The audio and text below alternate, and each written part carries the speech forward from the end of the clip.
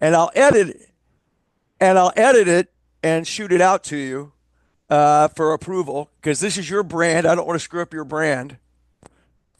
So, Okay. okay. Uh, Hi, I'm Chris Barthouse. I'm a trustee with NAFA Indiana and on the communications committee. And this is your monthly sales tip.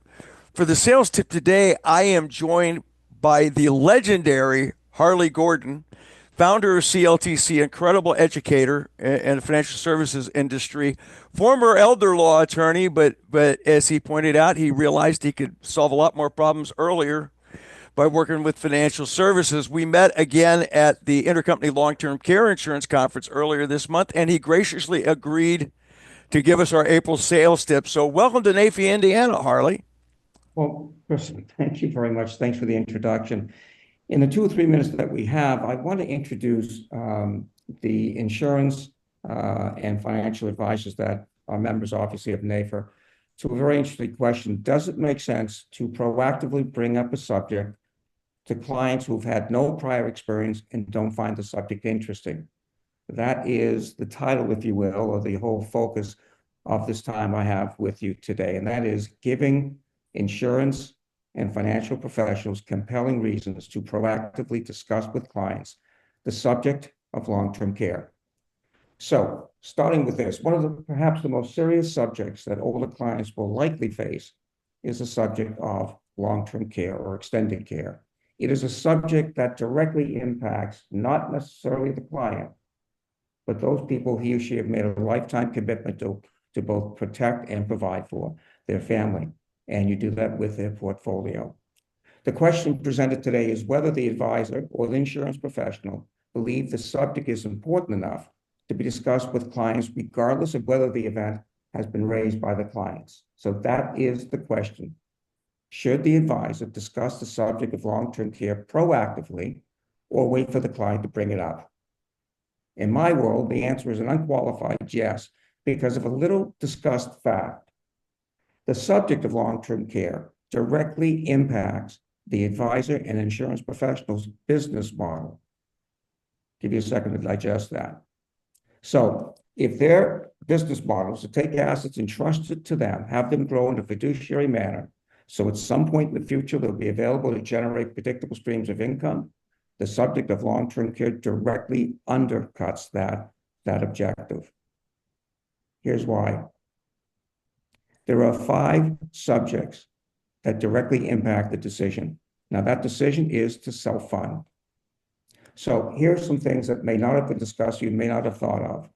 First, using assets from the portfolio, which I, by the way, call capital. A portfolio is a capital asset. The purpose is one, to generate predictable streams of income. Using that capital creates unnecessary taxes. For example, you have increase in value of stocks, the value of that placed on a death tax return, receive a free step up, no tax due to the family. If you use it to pay for care, there's the unnecessary taxes. Market timing. What, for example, if your client needed care in 2008, the market was down, the portfolio was down, but it's an unactualized loss. Using that capital to pay for care actualizes the loss. Liquidity. I had 2 very successful businesses. I didn't have 2 nickels to put together. That was all tied up in the equity. One of the reasons, by the way, just as an aside, I bought a whole life policy. I became my own bank.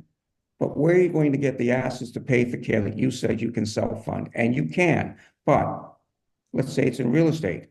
Can you afford to pay it? By that, I'm talking about the unnecessary taxes. What if that property is generating income that the family lives on? That's gone.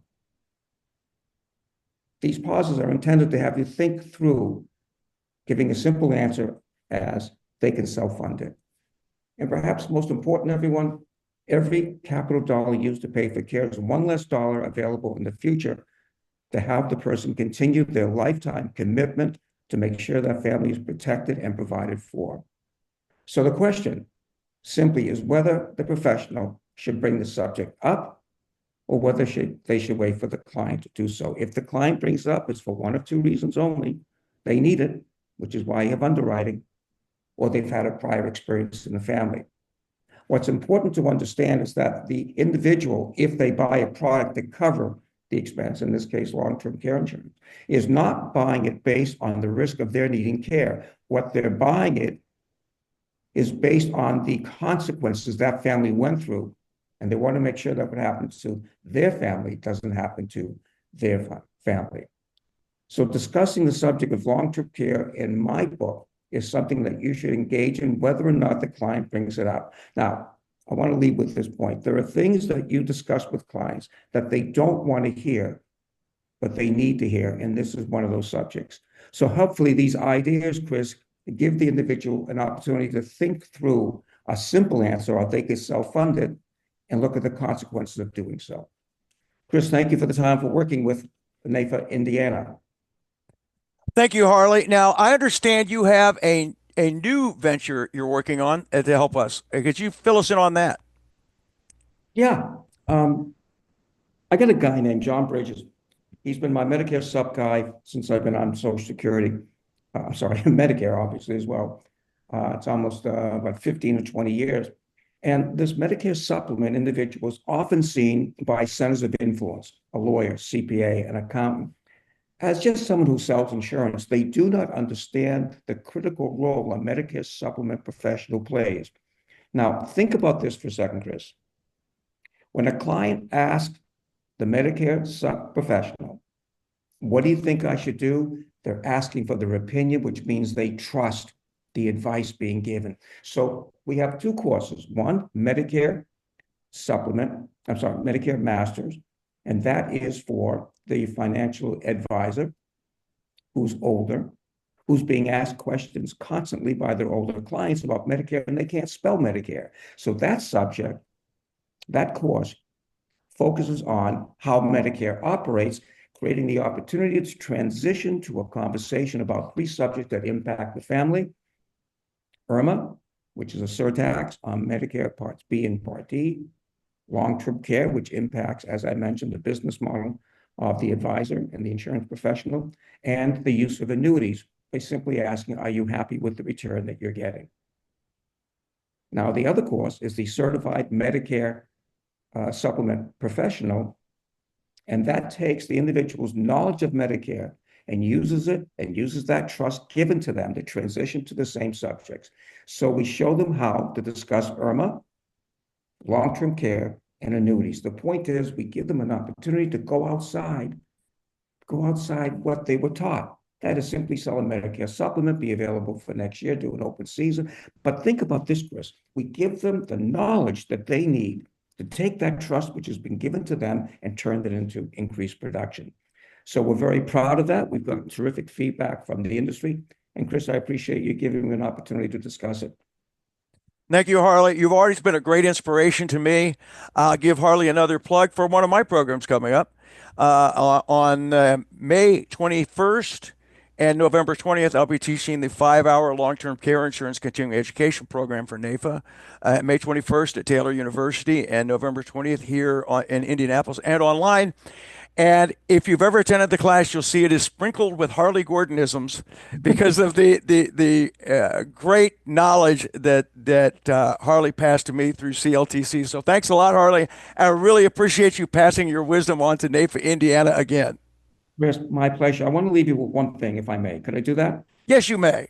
Okay, I'll tell you this, that in the subject of long-term care, it is so serious that there are families that would never talk to each other again. I've seen situations where, for example, Medicaid, which will pay for long-term care, allows a family house to be given to a child who's taking care of their mother and father. It saves the house. I've had children saying, I'd rather burn it down than give it to my sister.